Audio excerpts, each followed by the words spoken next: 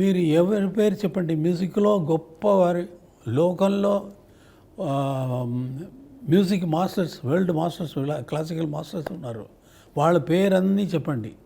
వాళ్ళు అందరూ ఎవరైనా సరే ఎంఎస్వి గారు అని చెబితే ఎంఎస్వి గారు మ్యూజిక్ నేర్చుకున్నారు.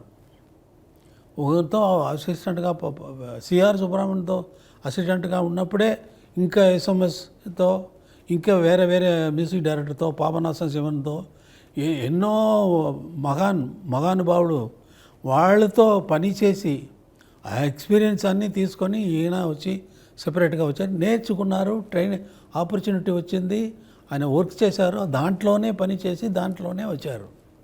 నాకు ఎవరు నేను ఎవరితో నేర్చుకున్నాను లేదు.